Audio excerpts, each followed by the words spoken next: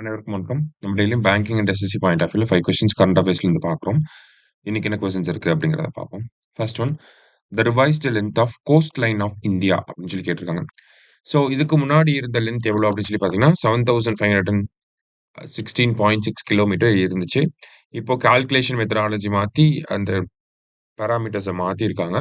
So அதை base பண்ணி பார்க்குறப்ப இந்தியாவோட revised length of the Indian coast line எவ்வளோ அப்படின்னு சொல்லி பார்த்தீங்கன்னா 11,098.81 கிலோமீட்டர். ஸோ ஆப்ஷன் சி தான் நமக்கு கரெக்ட். சரியா? இந்தியாவில் மொத்தம் ஸ்டேட்ஸ் அண்ட் யூனியன் டெரிட்டரிஸை கவுண்ட் பண்ணி பார்க்குறப்ப 13 ஸ்டேட்ஸ் அண்ட் யூனியன் டெரிட்டரிஸில் கோஸ்ட் லைன் அப்படிங்கிறது இருக்கு. இருக்கலே அதிகமாக அந்தமான் அண்ட் நிக்கோபாருக்கு தான் அதிகம். அடுத்தது வந்து குஜராத், அடுத்தது தமிழ்நாடு, அடுத்தது ஆந்திர பிரதேஷ். சரியா? டாப் 4 இவங்க. அடுத்தது the 2025 SCO summit will be held in அப்படின்னு சொல்லி கேட்டிருக்காங்க. ஸோ SCO சம்மிட் SCO அப்படிங்கிறது எப்போ ஆரம்பிச்சிருப்பாங்கன்னா சைனா 2001ல ஆரம்பிச்சிருப்பாங்க. எவ்வளோ மெம்பர் கண்ட்ரிஸ் இருக்காங்கன்னா 10 மெம்பர் கண்ட்ரிஸ் வந்து இருக்காங்க. சரியா? அண்ட் தென் பார்த்தீங்கன்னா பெலாரூஸ் தான் வந்து இதில் லாஸ்ட்டாக ஜாயின் பண்ண மெம்பர். ஓகேங்களா? 10th member Belarus. இந்தியா வந்து 2017ல வந்து ஜாயின் பண்ணியிருப்பாங்க. சரியா? ஸோ இந்த வருஷம் சம்மிட் எங்கே நடக்க போகுதுன்னா கிங்டாவோ எங்கே இருக்குது அப்படின்னா சைனாவில் இருக்குது. சரியா? சைனாவில் தான் இந்த வருஷம் சம்மிட் நடக்க போகுது. அடுத்தது which of the following event occurred 50 years ago அப்படி சொல்லி கேட்டிருக்காங்க. ஸோ இதில் 50 இயர்ஸ் அகோ நடந்தது எதுன்னு சொல்லி கேட்டிருக்காங்க. Shimla agreement 1972, Bangladesh independence 1971, 71, 72. சரியா? ஆபரேஷன் ப்ளூ ஸ்டார் 1984, 83, 84 வரும்.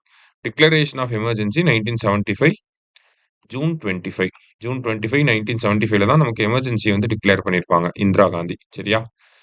ஸோ கரெக்டாக 50 இயர்ஸ் ஆயிருக்கு இன்னைக்கு பார்த்தோம்னா. இந்த ஜூன் 25 சென்ட்ரல் கவர்மெண்ட் என்னன்னு சொல்றாங்கன்னா கான்ஸ்டிடியூஷன் மர்டர் டே அப்படின்னு சொல்லி சொல்றாங்க. சம்விதான் ஹத்யா திவாஸ். சரியா?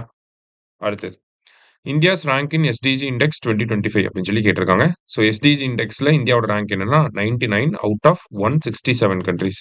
ஸோ லாஸ்ட் 4 இயர்ஸோட ரேங்கிங்ஸை கொடுத்துருக்காங்க. சரிங்களா?